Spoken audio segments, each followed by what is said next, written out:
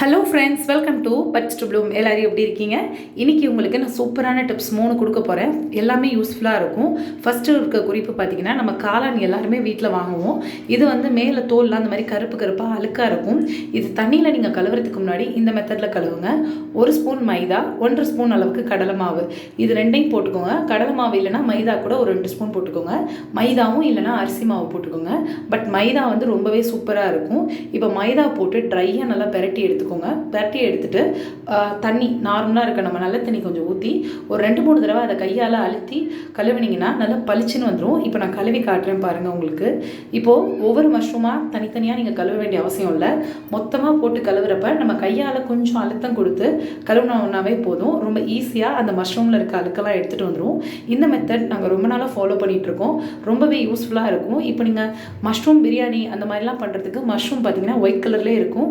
அதே மாதிரி நம்ம சேனலில் மஷ்ரூம் சுருங்காமல் இருக்கிறதுக்கு டிப்ஸ்லாம் போட்டிருக்கேன். அதுவும் போய் செக் பண்ணி பாருங்கள். டிஸ்கிரிப்ஷனில் லிங்க் வைக்கிறேன், செக் பண்ணிக்கோங்க. இப்போது நான் இந்த மஷ்ரூமை என்ன பண்ணுறேன்னா கழுவிட்டு நல்ல தண்ணி ஊற்றி இன்னும் 2 தடவை கழுவினேன்னா நல்லா வெள்ளைன்னு வந்துடும். நீங்கள் மைதா மாவு இல்லைன்னா அரிசி மாவில் கூட பண்ணிக்கலாம். அது உங்களோட விருப்பம் தான். இப்போ இதை நான் நல்ல தண்ணி ஊற்றி கழுவி காட்டுறேன் பாருங்கள். உங்களுக்கே ஆச்சரியமாக இருக்கும். மஷ்ரூம் ஃபுல்லாக கருப்பாக இருந்தது.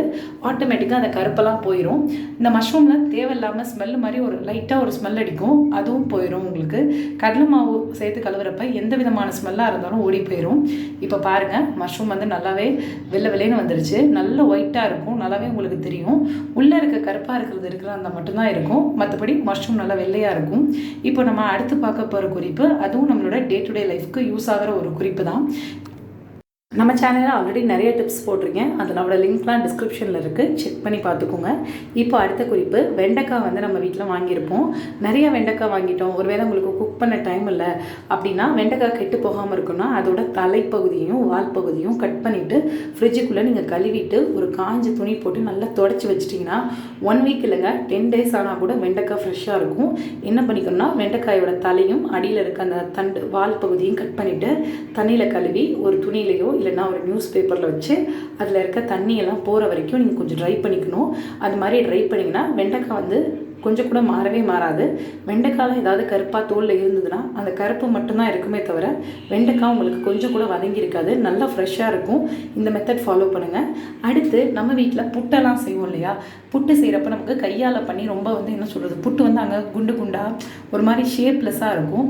புட்டுனாவே நமக்கு மலைச்சாரல் மாதிரி நல்லா உதிரியாக இருக்கிறது தான் புட்டோட நமக்கு ஸ்பெஷாலிட்டி. அதுதான். உங்களுக்கு பிகினராக இருக்கீங்க, சமையலே செய்ய தெரியாது அப்படிங்கிறவங்க கூட புட்டு இந்த மெத்தடில் பண்ணலாம். புட்டுக்கு மாவை லைட்டாக ரெடி பண்ணிக்கிட்டு ஓரளவுக்கு ரெடி பண்ணதுக்கப்புறம் ஒரு மிக்ஸி கப் எடுத்துக்கோங்க. அதில் உங்களுக்கு எவ்வளோ புட்டுக்கு மாவு தேவையோ அந்த அளவுக்கு போட்டுக்கோங்க. போட்டு பல்ஸில் ஜஸ்ட் 2 பல்ஸ் பண்ணிங்கன்னா அப்படியே புட்டு பார்த்திங்கன்னா உதிரியாக வரும். இந்த மெத்தடை வந்து நீங்கள் வெந்த புட்டுக்கும் செய்யலாம். வேக வைக்க போகிற புட்டு இப்போ நான் வந்து வேக வைக்க போகிறதுக்கு செஞ்சு காட்டிக்கிட்டு இருக்கேன். நீங்கள் ஆல்ரெடி வெந்து எடுத்ததையும் கூட நீங்கள் இதே மெத்தடில் பண்ணலாம். இப்போ நான் என்ன பண்ண போகிறேன், வேக வைக்கிறதுக்காக இட்லி தட்டில் வச்சுட்டேன். இப்போ இதை மூடி வச்சிடுறேன். மூடி வச்சதுக்கப்புறம் இன்னொரு பேட்சுக்கு ரெடி பண்ணிக்கிறேன். இது வந்து நீங்கள் புட்டு வெந்ததுக்கப்புறம் எடுத்து கொஞ்சம் ஆறிடுச்சு அப்படின்னா அதையும் எடுத்து நீங்கள் இது மாதிரி ஒரு தடவை ஓட்டிட்டு தேங்காய் பூ ஜீனி போட்டு கொடுத்தீங்கன்னா ரொம்ப சூப்பராக இருக்கும். கிட்ஸ் வந்து நல்லாவே லைக் பண்ணி சாப்பிடுவாங்க. இந்த 3 டிப்ஸ் உங்களுக்கு பிடிச்சிருந்துச்சுன்னா நம்மளோட சேனல் பட்ஸ் டு ப்ளூமா மறக்காமல் சப்ஸ்கிரைப் பண்ணுங்கள். இன்னும் நிறைய டிப்ஸ்லாம் வந்துகிட்டே இருக்குது. தேங்க்யூ.